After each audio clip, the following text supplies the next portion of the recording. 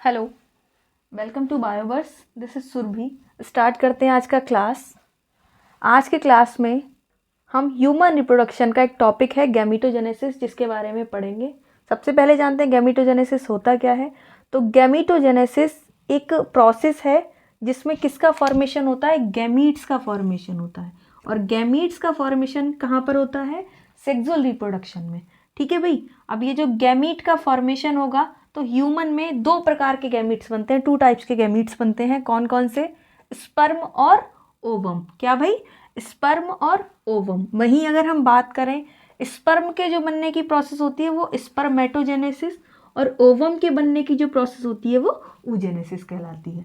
ठीक है भाई। स्पर्म की अगर हम बात करें तो ये आपका मेल गैमीट होता है। वहीं अगर ओवम की बात करें तो ओवम क्या होता है, फीमेल गैमीट होता है। क्लियर। अब भाई आते हैं थोड़ा सा इनकी डिस्कवरी को देख लेते हैं। तो स्पर्म की अगर हम बात करें तो स्पर्म को ल्यूवेनहॉग ने डिस्कवर किया था।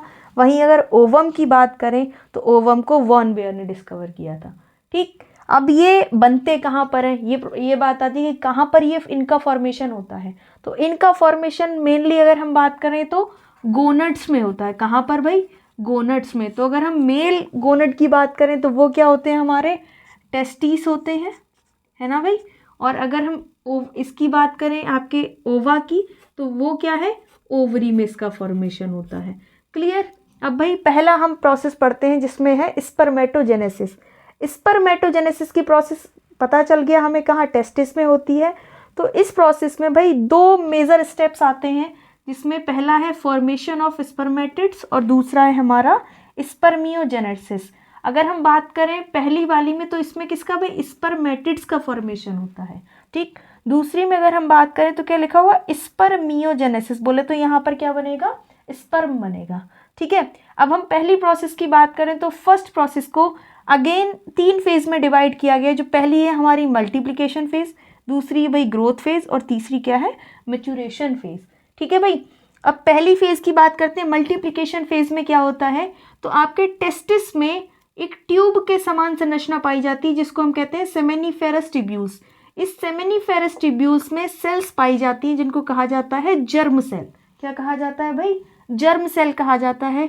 और इन जर्म सेल में सबसे पहले क्या देखने को मिलता है, माइटोसिस डिवीजन देखने को मिलता है। माइटोसिस डिवीजन में क्या होता है, एक मदर सेल 2 डॉटर सेल में डिवाइड होती है। ठीक है भाई। तो ये जो प्रोसेस होती है माइटोसिस की, ये इसमें सेमेनिफेरस ट्यूब्यूल्स में कंटिन्यू चलती रहती है। और जब ये सेमेनिफेरस ट्यूब्यूल की जर्म सेल्स जो डिवाइड होती हैं तो एक स्ट्रक्चर फॉर्म करती हैं जिसको हम कहते हैं स्पर्मेटोगोनिया। अब ये जो प्रोसेस हो रही है यहाँ पर क्या डिवीजन हो रहा है, तो इसको हम बोल देते हैं क्या, मल्टीप्लिकेशन फेज। मल्टीप्लिकेशन फेज हमारी यहाँ पर कंप्लीट हो जाती है।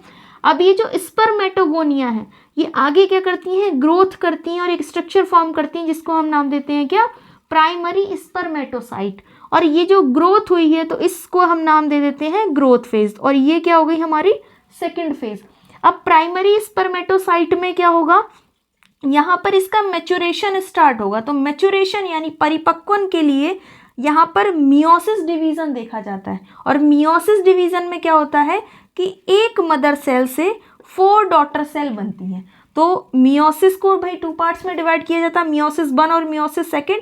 तो भाई यहाँ पर मियोसिस 1 हुआ तो भाई सिंगल सिंगल सिंगल मतलब 2 सेल बन गई। आफ्टर दैट यहाँ पर ये 4 सेल बन गई। तो ये जो प्राइमरी स्पर्मेटोसाइट में जब डिवीजन हुआ तो हमारी सेकेंडरी स्पर्मेटोसाइट बनी।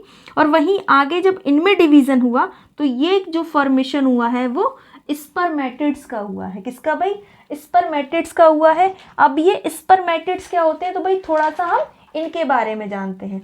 तो स्पर्मेटिड्स की अगर हम बात करें तो ये स्पर्मेटिड्स में सबसे पहली बात यहाँ पर टेल एब्सेंट होती है। क्या भाई, टेल एब्सेंट होगी, यानी इनमें पूंछ नहीं होगी। अगर इनमें टेल एब्सेंट नहीं होगी तो ये मोटाइल होंगे और नॉन मोटाइल, यानी ये क्या आपके चल होते हैं या अचल होते हैं। तो जब भाई टेल एब्सेंट है और टेल क्या करवाती है, मूवमेंट में हेल्प करवाती है, तो सबसे पहली चीज तो ये भाई कैसे होते हैं, नॉन मोटाइल होते हैं। ठीक है भाई। नॉन मोटाइल होने के साथ साथ इनमें सभी ऑर्गन पाए जाते हैं, जितने भी सेल ऑर्गेनल होते हैं वो इनमें देखने को मिलते हैं। ठीक है। इतनी फेज हमारी क्या हो गई भाई स्पर्मेटिड्स की हो गई। अब स्पर्मेटिड्स के बाद हमें किसका फॉर्मेशन करना है भाई, स्पर्म का। तो स्पर्म के फॉर्मेशन के लिए इन स्पर्मेटिड्स में क्या होते हैं, कुछ चेंजेस होते हैं। तो अगर हम उन चेंजेस की बात करें तो सबसे पहले तो इनमें टेल आएगी, है ना भाई, टेल आएगी। साथ ही साथ इनमें जो न्यूक्लियस होता है, सेल है भाई, न्यूक्लियस होगा, तो इनका जो न्यूक्लियस होता है वो कॉम्पैक्ट हो जाता है ना भाई, न्यूक्लियस कॉम्पैक्ट हो जाएगा। साथ ही साथ और क्या होगा, जो गोल्जी बॉडी होती है, गोल्जी बॉडी क्या करती है, लार्ज हो जाती है, क्योंकि हम जानते हैं इसका जो एक्रोसोम वाला रीजन होता है वो क्या है, गोल्जी बॉडी है, ठीक है। और साथ ही साथ इसमें क्या होता है, जो सेंट्रियोल होता है ना, जो सेंट्रियोल है वो डिवाइड हो जाता है, डिस्टल और प्रॉक्सिमल सेंट्रियोल में डिवाइड हो जाता है। और क्या होगा भाई, माइटोकॉन्ड्रिया होगी।